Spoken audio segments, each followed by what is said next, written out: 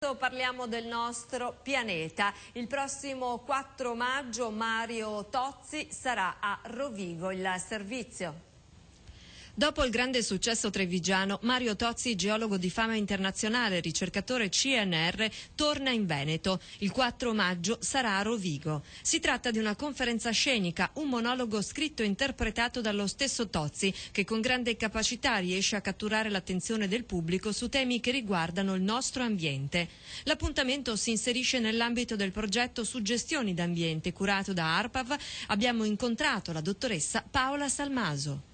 In sostanza cerchiamo proprio di sensibilizzare la popolazione ad adottare dei comportamenti ecologicamente e ambientalmente sostenibili, comportamenti di tutti i giorni, ad avere quindi degli stili di vita consoni ad una protezione dell'ambiente.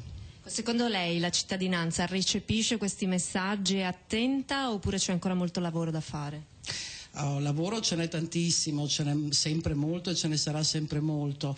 Noi continuiamo a investire sul tema della prevenzione perché oltre ad effettuare i controlli, a monitorare il nostro ambiente come Agenzia per l'Ambiente, lavoriamo anche molto sul tema della prevenzione, quindi cercando proprio di far conoscere alla cittadinanza, ai ragazzi, agli studenti, a tutte le categorie quali sono i problemi ambientali e come ogni nostro gesto quotidiano possa aiutare il nostro ambiente.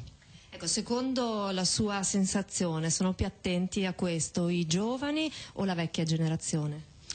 Allora, è una domanda molto, molto difficile che prevederebbe una risposta articolata, ma i giovani sanno moltissimo, i giovani conoscono molto bene i problemi ambientali, sanno a che cosa ci stiamo riferendo, sanno che cosa sono i cambiamenti climatici, cos'è l'effetto serra, quali sono i problemi legati all'inquinamento. Però i giovani si comportano anche non bene, sono quelli che non rispettano l'ambiente, mentre le generazioni più adulte, diciamo, hanno un maggior rispetto dell'ambiente, forse legato appunto anche all'età e alla consapevolezza dell'importanza del territorio in cui viviamo.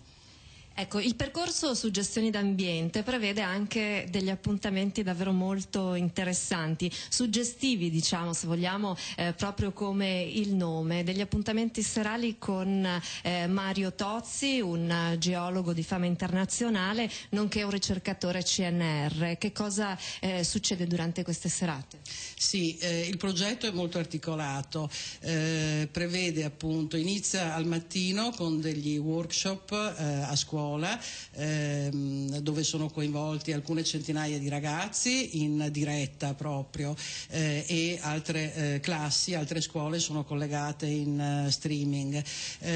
Mario Tozzi partecipa e presenta alcuni problemi ambientali in maniera molto interattiva, utilizzando video, utilizzando anche dei quesiti, anche un carinissimo questionario sull'impronta ecologica, attraverso il quale i ragazzi possono quindi misurare il loro impatto sull'ambiente e contemporaneamente naturalmente dà degli indirizzi e delle interpretazioni molto leggere ma anche rigorose dal punto di vista scientifico. Questo il mattino.